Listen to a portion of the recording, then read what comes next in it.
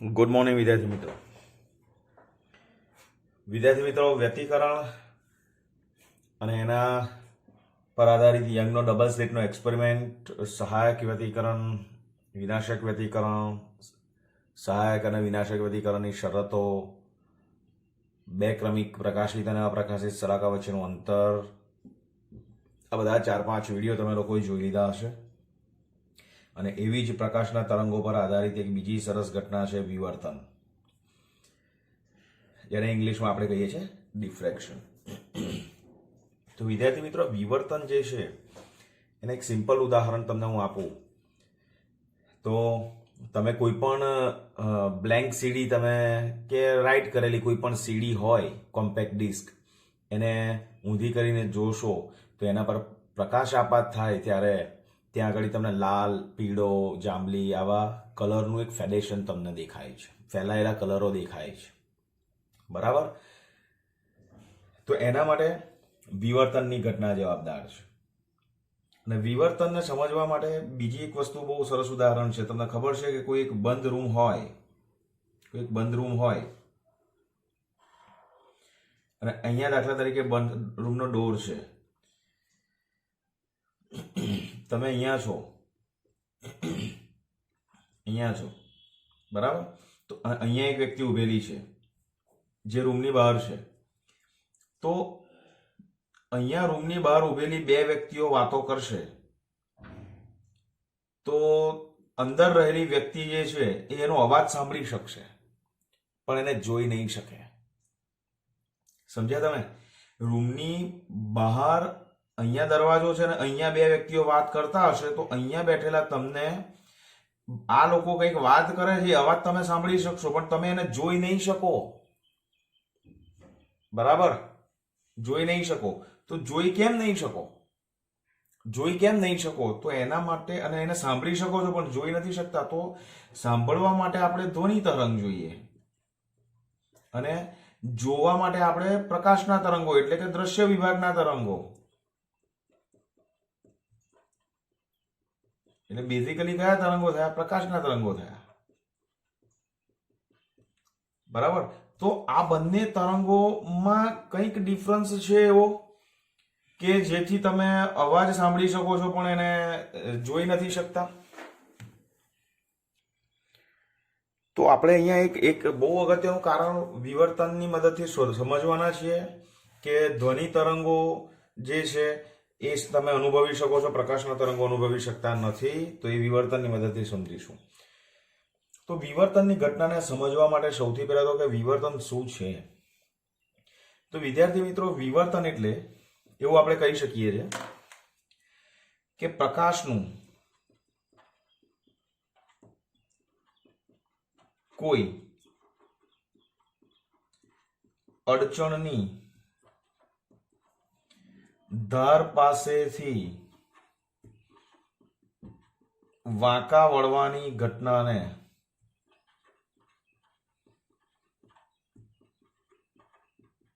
વિવર્તન કહે છે,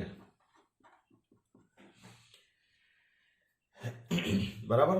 પ્રકાશનું કોઈ પણ અડચણની ધાર પાસેથી વાંકા વળવાની ઘટનાને વિવર્તન કહે છે. તો તમને અહીંયા એક જ વસ્તુ ક્લિક થઈ જવી જોઈએ કે સાહેબ વક્રીભવનમાં પણ આવું બને છે. વક્રીભવન પણ તમે ભણી ગયા કે પ્રકાશનું એક કિરણ આવે છે તો એ પ્રકાશનું કિરણ લંબથી દૂર જાય, લંબ તરફ વળે, આ બધું ભણી ગયા ને તમે? તો એ પણ વાંકું વળે છે. તો એને વક્રીભવન કેમ કહ્યું ને એને વિવર્તન કહ્યું? તો બંનેમાં બેઝિક ડિફરન્સ ખાસ સમજી લો. વક્રીભવનની ઘટના માટે બે માધ્યમ હોવા જરૂરી છે, જ્યારે અહીંયા એક જ માધ્યમમાં ઘટના બને છે, બરાબર? તો આ જ વિવર્તનને પ્રાપ્ત કરવા માટેની એક રિપલ ટેન્ક એક્સપેરિમેન્ટ છે, એની સિમ્પલ આપણે ચર્ચા કરીએ છીએ. આ એક સિમ્પલ પાણીની અંદર આ બે મીણના બ્લોક મૂકી અને એક આ સ્લીટની રચના કરી છે. સી આ સ્લીટ છે, બરાબર? સ્લીટ એટલે એક નાની જગ્યા કે જેમાંથી પ્રકાશ દાખલ થઈ શકે. પછી આ જે છે ને એ લાકડાનો સુરેખ બ્લોક હોય કે જે ઉપર નીચે થાય. પાણીની આખી રચના પાણીમાં હોય એટલે આ બ્લોક ઉપર નીચે આમ પાણીમાં આમ થાય એટલે એ રેખીય ઉદ્ગમ છે એટલે સમતલ તરંગઅગ્રો અહીંયા ઉત્પન્ન કરશે ને સમતલ તરંગઅગ્રો ઉત્પન્ન થશે. તો સી આ બધા સમતલ તરંગઅગ્રો છે. ઓકે, હવે એ યાદ રાખજો. અહીંયા જુઓ, આ 3 આકૃતિ છે, ત્રણેયમાં એક ડિફરન્સ છે. અહીંયા આ બે સ્લીટ વચ્ચેનું આ સ્લીટ વચ્ચેનું અંતર જુઓ. અહીંયા તમે સ્લીટ વચ્ચેનું અંતર અહીંયા કેટલું છે, અહીંયા કેટલું છે અને અહીંયા કેટલું છે. તો અહીંયા સ્લીટનું અંતર, બે સ્લીટ વચ્ચેનું અંતર અહીંયા વધારે છે, એના કરતા ઓછું અહીંયા છે ને એના કરતા ઓછું અહીંયા છે. રાઈટ? તો હંમેશા સામાન્ય રીતે શું થતું હોય છે વિવર્તનને સમજવા માટે, દાખલા તરીકે હું તમને સમજાવું કે આ આપણી સ્લીટ હોય, રાઈટ? આ સ્લીટ છે અને અહીંયા આપણે વિદ્યાર્થી મિત્રો પડદો છે. હવે શું થાય, અહીંયાથી આપણે ટોર્ચ ચાલુ કરીએ ને વિદ્યાર્થી મિત્રો, અહીંયાથી ટોર્ચ ચાલુ કરીએ તો પ્રકાશ આમ જાય આટલામાંથી. તો શું થશે ખબર છે, આટલી જગ્યાએ તમે કરી જોજો, આટલી સ્લીટ હોય તો અહીંયાથી ટોર્ચ આપશો તો આટલા પોર્શનની અંદર તમને પ્રકાશ પુષ્કળ મળશે. એટલે આટલો ભાગ જે છે ને, આટલો ભાગ એ પૂર્ણ પ્રકાશિત જ હોય. પણ તમે અહીંયાથી આ તરફ જાઓ ને, આ તરફ ઉપર તરફ, અને અહીંયાથી તમે નીચે તરફ જાઓ ને, એમ તીવ્રતા પ્રકાશની ઘટતી જાય અને અહીંયા પણ તીવ્રતા ઘટતી જશે. તો આ જે કેમ આટલા પોર્શનમાં છે, આટલા પોર્શનમાં લાઈટ વધારે મળે છે કારણ કે ત્યાં કોઈ અડચણ નથી. પણ જેવી અહીંયા અડચણ આવશે એટલે અહીંયાથી પ્રકાશ અહીંયા સુધી જશે, અહીંથી પ્રકાશ અહીંયા સુધી જશે. મીન્સ આટલા પોર્શનની અંદર છે ને લાઈટ હશે પણ અંધારું, અહીંયા તીવ્રતાઓ બદલાતી જશે અને અહીંયા તીવ્રતા બદલાતી જશે. પણ આટલા પોર્શનની અંદર તીવ્રતા કેવી હશે, એકદમ પરફેક્ટ લાઈટ. અહીંયા જે લાઈટ છે એ જ લાઈટ, એ જ ઇન્ટેન્સિટી વાળી લાઈટ આટલા વિસ્તારમાં મળશે. તો અહીંયા અડચણ આવી ગયું તો પ્રકાશનું જે વાંકા વળવાની જે ઘટના છે, આ કારણ આવું થાય છે, વિવર્તનને કારણે થાય છે. તો અહીંયા શું કર્યું છે આપણે, આ 3 આકૃતિની અંદર, આ જે પહેલી આકૃતિ છે એની અંદર આ બે સ્લીટ વચ્ચેનું અંતર કેટલું લીધું આપણે, આપાત પ્રકાશની તરંગ લંબાઈના 5 ગણું. એટલે ડી કેટલું છે, 5 લેમ્બડા. એટલે સમજો અહીંયા આપાત પ્રકાશ જે છે, અહીંયા જે પ્રકાશ જનરેટ થાય છે એની જે તરંગ લંબાઈ છે ને લેમ્બડા છે. એટલે આપેલી તરંગ લંબાઈ માટે આ બે સ્લીટ વચ્ચેનું અંતર અહીંયા કેટલું છે, ડી = 5 લેમ્બડા. અહીંયા ડી કેટલું છે, ધેટ ઇઝ ટ્વાઇસ લેમ્બડા, અને અહીંયા ડી કેટલું છે, ધેટ ઇઝ લેમ્બડા. બરાબર? તો જ્યારે સ્લીટની પહોળાઈ 5 લેમ્બડા જેટલી રાખવામાં આવે છે ત્યારે બહાર આવતા અહીંયાથી જે આ સમતલ તરંગ અગ્રો છે, તો અહીંયા અડચણ છે, સ્લીટની પહોળાઈ વધારે હોય તો શું થાય, જો આટલા વિસ્તારમાં કેવા છે, આ સુરેખ જ છે, આ સુરેખ જ છે, અને એની કોર્નર પરથી એ સહેજ મોલ્ડ થાય છે, સહેજ વાંકા વળે છે. આ બહુ ઓછા વાંકા વળે છે. પછી જુઓ આની અંદર ડી = 2 લેમ્બડા થયું, તો અહીંયા બે સ્લીટ વચ્ચેનું ડિસ્ટન્સ ઘટ્યું. તો તમે જુઓ કે આ સમતલ તરંગ અગ્રો જે અહીંયા આપાત થતા એ જ અહીંયા થાય છે, પણ એ તરંગો વધારે બેન્ડ થાય છે કમ્પેર ટુ ધીસ. આની સરખામણીમાં અહીંયા વધારે બેન્ડ થાય છે. અને અહીંયા જો તરંગ લંબાઈ સ્લીટની જે પહોળાઈ છે એ ઓર ઘટાડીએ, આના કરતા ઓર ઘટાડીએ તો એનું વાંકા વળવાનું પ્રમાણ પણ વધે છે. તો આપણે અહીંયા એવું કહી શકીએ કે તરંગ લંબાઈ આ ત્રણેય કેસની અંદર કોન્સ્ટન્ટ છે. તો આપેલી તરંગ લંબાઈ માટે જેમ સ્લીટની પહોળાઈ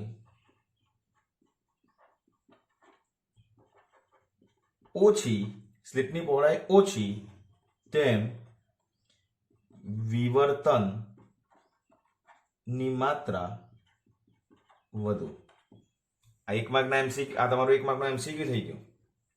ઓકે, પણ ઘણી વખત એવું થતું હોય છે, આ આપેલી તરંગ લંબાઈ જ્યારે કોન્સ્ટન્ટ હોય ત્યારે, પણ ઘણી વખત એવું થાય છે કે જો સ્લીટની પહોળાઈ છે ને ડી એ પણ યોગ્ય પ્રમાણમાં બદલીએ અને લેમ્બડા પણ યોગ્ય પ્રમાણમાં બદલતા જઈએ. એટલે કે ડી જો બમણું કરીએ તો લેમ્બડા પણ જો બમણું કરીએ ને તો વિવર્તનની માત્રામાં કોઈ ફરક પડતો નથી. અને એનો મતલબ એ કે આ વિવર્તનની માત્રા જે છે એ માત્ર ને માત્ર લેમ્બડા પર કે માત્ર ને માત્ર ડી પર આધારિત નથી. એટલે વિવર્તનની જે માત્રા છે ને એ ખરેખર એકચ્યુઅલી λ/d ના ગુણોત્તર પર આધારિત છે.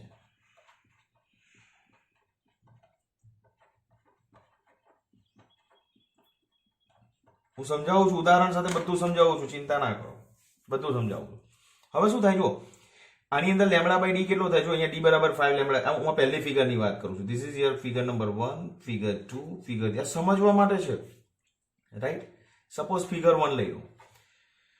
સો ડી ઇઝ ઇક્વલ ટુ કેટલું છે? 5 lambda. So lambda by D કેટલો થાય? ધેટ ઇઝ 1/5 અને this is 0.2. Okay, lambda by D કેટલો છે? 0.2. હવે લેમડા બમણી કરો તો ડી પણ બમણી કરો તો ગુણોત્તર કેટલો રહેશે? 0.2 જ રહેશે. તો વિવર્તન આટલી જ માત્રામાં થશે. હા, અહીંયા લેમડા બમણું કરશો, અહીંયા તમે લેમડા બમણું કરશો તો સ્વાભાવિક છે, લેમડા બમણું કરશો તો લેમડાની વેલ્યુ વધારશો જો ડી કોન્સ્ટન્ટ રાખો, અને લેમડા વધારશો તો લેમડા બાય ડી વધશે, અને લેમડા બાય ડી વધશે તો વિવર્તનની માત્રા વધશે. હા, અહીંયા લેમડા કોન્સ્ટન્ટ રાખો અને ડી ઓછું કરો, ડી ઘટાડશો તો પણ લેમડા બાય ડી નો ગુણોત્તર વધશે. પણ જો લેમડા પણ ડબલ કરો અને ડી પણ ડબલ કરો, કારણ કે લેમડા બાય ફિગર 2 માટે લેમડા બાય ડી કેટલો મળે છે? જુઓ, ફિગર 2 માટે ડી બરાબર ટ્વાઇસ લેમડા, તો લેમડા ડી બરાબર 1/2, તો this is 0.5. And for number 3 શું થશે? Lambda by D is equal to 1. તો અહીંયા લેમડા બમણો કરું અને ડી પણ બમણો કરું તો ગુણોત્તર તો 1 જ રહેશે. તો એનો મતલબ કે આ આકૃતિમાં લેમડા બમણું કરું, ડી બમણું કરું, પણ વિવર્તનની માત્રામાં કોઈ ફરક નહીં પડે, કારણ કે વિવર્તનની માત્રા જે લેમડા બાય ડી પર આધારિત છે, એકલા લેમડા કે એકલા ડી પર આધારિત નથી. એનો મતલબ એ કે જો લેમડા બાય ડી નો ગુણોત્તર વધારે, એટલે ગુણોત્તર જે છે એ વધુ, તો વિવર્તન વધુ. હવે તમને 1 માર્કના ક્વેશ્ચન્સ અહીંયા આ રીતે પૂછી શકે કે વિવર્તનની માત્રા એકચ્યુઅલી શેના પર આધારિત છે? તો કે લેમડા બાય ડી ના ગુણોત્તર પર આધારિત. લેમડા બાય ડી નો ગુણોત્તર વધારે હોય તો વિવર્તન વધુ, લેમડા બાય ડી નો ગુણોત્તર ઓછો હોય તો વિવર્તન પણ ઓછું જ થાય. ઓકે, લેમડા આપેલી લેમડા માટે રિલેશન તમારે જોઈતું હોય તો લેમડા તમારે કોન્સ્ટન્ટ લઈ લેવાનો. લેમડા કોન્સ્ટન્ટ લઈ લો તો પછી વિવર્તનની માત્રા એ 1/d ના સમપ્રમાણમાં, એટલે ડી ઓછું તો વિવર્તન વધુ. એ અહીંયા આવી ગયું. આપેલી તરંગ લંબાઈ માટે સ્લિટની પહોળાઈ ઓછી તેમ વિવર્તનની માત્રા વધુ. તો એ જ રીતે તમે અહીંયા આવું પણ લખી શકો ને કે આપેલી સ્લિટ માટે જેમ લેમડા વધુ તેમ વિવર્તન વધુ. આ પણ એમસીક્યુ થઈ ગયો. લખી રાખજો, આ બધા કી પોઈન્ટ્સ છે. બરાબર? So this is the definition of diffraction. પ્રકાશનું કોઈ અડચણની ધાર પાસેથી વાંકાવળવાની જે ઘટના છે એને વિવર્તન કહીએ છીએ. બીજી વસ્તુ કે અહીંયા તમે જુઓ આખું એક તરંગ અગ્ર છે, પણ આની અંદરથી કેટલું પાસ થશે? એનો મર્યાદિત ભાગ જ પસાર થશે. બરાબર? તો અહીંયા જો અહીંથી પ્રકાશ જે છે તો આટલો આ બધો પ્રકાશ આવે, પ્રકાશ આ રીતે આવે છે, બધો આ પ્રકાશ છે અહીંયા, કારણ કે ટોર્ચ ચાલુ કરીએ એટલે પ્રકાશ બધી બાજુ ફેલાશે, પણ જશે આમાંથી કેટલો? તો કે આટલા પોર્શનમાં જે પ્રકાશની તીવ્રતા છે એ મોટે ભાગે વધારે દાખલ થશે, વધારે માત્રામાં થશે. એનો મતલબ એ કે વિવર્તનની અહીંયા એક બીજી પણ વ્યાખ્યા આપી શકાય છે. યાદ રાખજો કે વિવર્તન એટલે બીજું કંઈ નહીં, તરંગ અગ્રના આખો તરંગ અગ્રની અંદર દાખલ નથી થતો, એનો મર્યાદિત ભાગ દાખલ થાય છે, તે તો જ વિવર્તન થાય છે. એટલે અહીંયા એવું કહી શકીએ છીએ કે તરંગ અગ્રના મર્યાદિત ભાગથી નિપજતી અસર એટલે વિવર્તન. સો વિવર્તનની આ એકચ્યુઅલ સાચી ડેફિનેશન છે. This is the true definition of diffraction. Clear થાય છે? તો આ બંને ડેફિનેશન છે. This is also definition. આ લખી લેવાની, આ પણ ડેફિનેશન લખી લેવાની, અને આ બધા કી પોઈન્ટ્સ છે. કયા કી પોઈન્ટ્સ? આ કી પોઈન્ટ્સ, આ કી પોઈન્ટ્સ, આ કી પોઈન્ટ્સ, અને આ પણ બધું ક્લિયર. આ બધું જરૂર છે તમને. આ બધું એમસીક્યુ માં જરૂર પડશે. અને વિવર્તન જે છે એનાથી શું થશે? તો કે વિવર્તન આ પણ પ્રકાશ સાથે સંકળાયેલી ઘટના છે, તરંગ અગ્ર સાથે સંકળાયેલી ઘટના છે, પરંતુ આમાં એટલું ધ્યાન રાખવાનું છે કે શું ડિફરન્સ છે વ્યતિકરણ કરતા. તો એ હજુ વિવર્તનને ડિટેલમાં ભણીશું, પછી તમને છેલ્લે આપણે કમ્પેરિઝન કરવાના છે કે ભાઈ વિવર્તન અને વ્યતિકરણમાં બેઝિક ખરેખર ડિફરન્સ શું છે. બરાબર? તો આ જોઈ લો. અને હવે આપણે એ જોવા જઈ રહ્યા છે, મેં તમને અહીંયા જ કહ્યું કે રૂમની અંદર બેઠેલો વ્યક્તિ રૂમની બહાર ઉભેલા વ્યક્તિનો અવાજ સાંભળી શકે છે, પણ એને જોઈ નથી શકતો. બરાબર? તો એની બહુ સરસ આપણે ચર્ચા કરવા જઈ રહ્યા છે, જે તમને તમારા કોન્સેપ્ટ વિવર્તનના સંદર્ભમાં બહુ જ ખોલી નાખશે. Okay,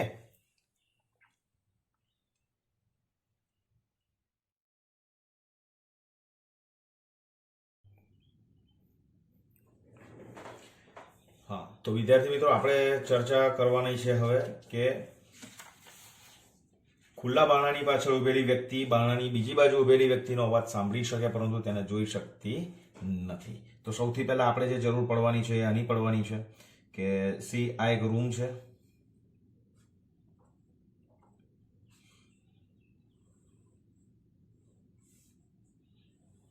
right?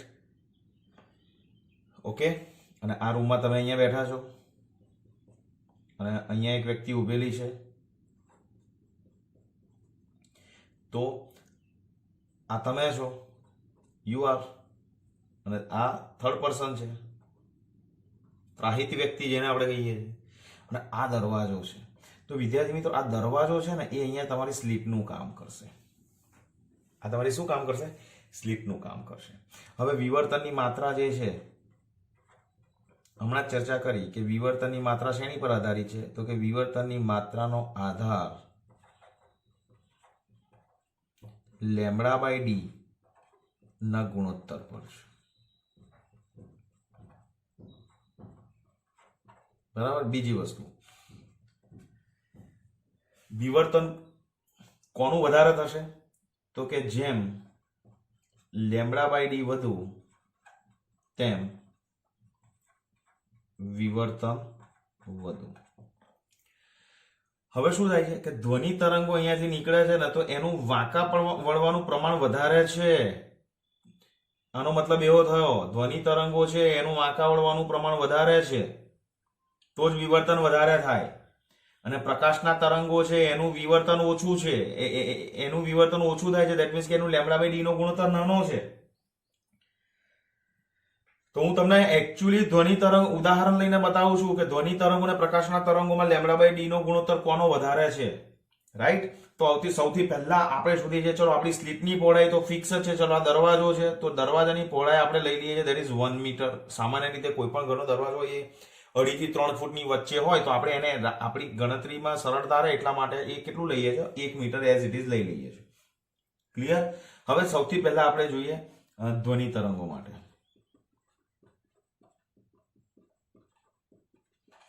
ધ્વનિ તરંગો માટે ચાલો, હવે ધ્વનિ તરંગો હું અત્યારે આ વ્યક્તિ અહીંયા બોલતો હશે તો એના જે ધ્વનિ તરંગો છે એની આવૃત્તિ જે છે એ આવૃત્તિ સામાન્ય રીતે કેટલી હશે?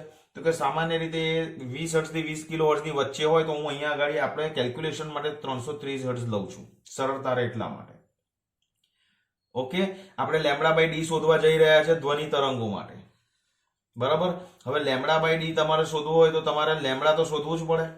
તો લેમ્બડા કેવી રીતે શોધશો? તો કે તમારી પાસે ફ્રીક્વન્સી છે, ધ્વનિ તરંગોનો વેગ v પણ આપણી પાસે છે, ધેટ ઇઝ ઓલમોસ્ટ રૂમ ટેમ્પરેચરે લગભગ 330 મીટર પર સેકન્ડની આસપાસ હોય છે.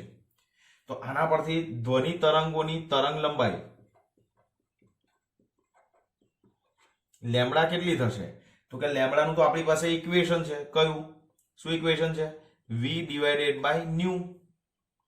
બરાબર. તો v કેટલો છે? 330. આ પણ કેટલો છે? 330. તો લેમ્બડા કેટલું આવશે? 1 મીટર. સો અહીંયા લેમ્બડા બરાબર તમારું આવ્યું 1 મીટર. તો એ લેમ્બડા તમે અહીંયા 1 મૂકશો તો અહીંયા લેમ્બડા બાય ડી નો ગુણોત્તર કેટલો આવ્યો? 1. કોના માટે? કોના માટે? ધ્વનિ તરંગો માટે.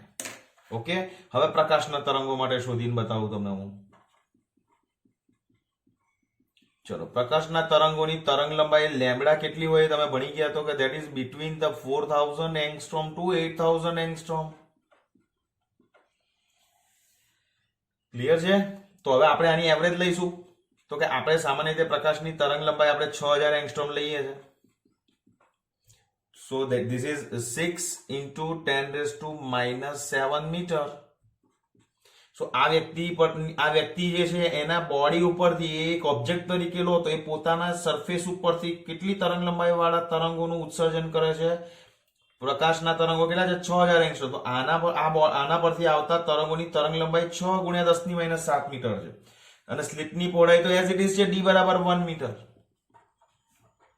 d બરાબર 1 મીટર. તો હવે તમે જુઓ કે લેમ્બડા બાય ડી પ્રકાશના તરંગો માટે લેમ્બડા બાય ડી કેટલો થશે?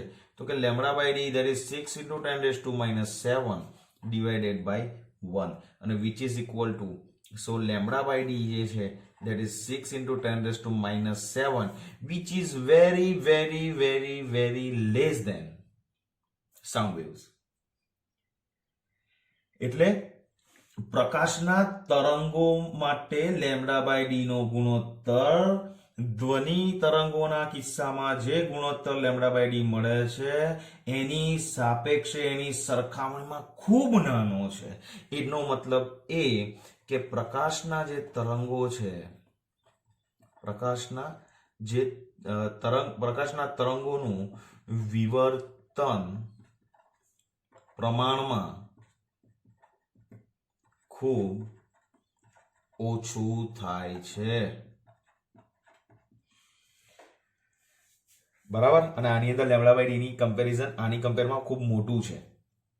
એટલે ધ્વનિ તરંગોમાં લેમ્ડા બાય ડી નો ગુણોત્તરનું મૂલ્ય વધારે હોવાથી તેનું વિવર્તન સહેલાઈથી અનુભવી શકાય છે, જ્યારે આનું સહેલાઈથી અનુભવી શકાતું નથી. ને ધેટ ઇઝ વાય ખુલ્લા બાણાની પાછળ ઉભેલી વ્યક્તિ બાણાની બીજી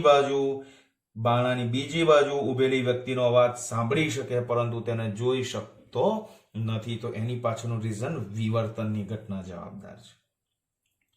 ક્લિયર. તો આ જ વિવર્તન જે છે એના મોટા ભાગના ખ્યાલ તમારા ક્લિયર થઈ ગયા હશે. ન થયા તો ફરી એક વખત વિડીયો રિપીટ કરીને જોઈ લો. અને આ બધી જે મેટર જે છે એ તમને આ સિમ્પલ પ્રૂફ આપ્યું છે મેં તમને કે આપણને ખબર છે કે વિવર્તનને કારણે આપણે નહીં જોઈ શકતા અને સાંભળી શકીએ છીએ ખાલી એને. તો આ ખાલી તમને સમજાવવાનું હતું ઉદાહરણથી કે આ મેથેમેટિકલી પ્રૂવ થઈ ગયું કે લેમ્ડા બાય ડી ના ગુણોત્તર પર આધારિત છે વિવર્તનની માત્રા. રાઈટ. તો કયા ક્વેશ્ચન્સ તમારા માટે એમસીક્યુ તમારા માટે થયા? તમારા માટે એમસીક્યુ જે છે એ કયા થયા કે આપેલી તરંગ લંબાઈ માટે સ્લિટની પહોળાઈ ઓછી તો વિવર્તન વધુ, આપેલી સ્લિટ માટે તરંગ લંબાઈ વધુ તો વિવર્તન વધુ, વિવર્તનની માત્રાનો આધાર લેમ્ડા બાય ડી ના ગુણોત્તર પર છે, લેમ્ડા બાય ડી નો ગુણોત્તરનું મૂલ્ય વધારે હોય તો વિવર્તનની માત્રા પણ વધારે હોય. અને બે વ્યાખ્યા તમારે ખાસ યાદ રાખવાની છે, લખી પણ લીધી હશે નોટબુકની અંદર, ચેક કરી લેજો કે કોઈ પણ અડચણની ધાર પાસેથી પ્રકાશના વાંકા વળવાની ઘટનાને પ્રકાશનું વિવર્તન કહેવાય. અને એની એક ટ્રુ ડેફિનેશન જે છે તે કે તરંગગ્રહના મર્યાદિત ભાગથી નિપજતી અસર જે છે એને આપણે વિવર્તન કહીએ છીએ. બરાબર. અને બીજી વસ્તુ ખાસ યાદ રાખવાની છે તમારે કે વિવર્તનમાં પણ પ્રકાશના કિરણો વાંકા વળે છે, વક્રીભવનમાં પણ વાંકા વળે છે. તો બંને અલગ અલગ કેમ? તો કે વક્રીભવનની ઘટના થવા માટે તમારે બે માધ્યમની જરૂર પડે અને વિવર્તન માટે વિવર્તનની ઘટના એક જ માધ્યમમાં થાય છે. બરાબર. તો જે લખવા જેવું છે, નોંધ કરવા જેવું છે એ બધું લખી લેજો. Okay. So take care and stay safe. જય શ્રી કૃષ્ણ.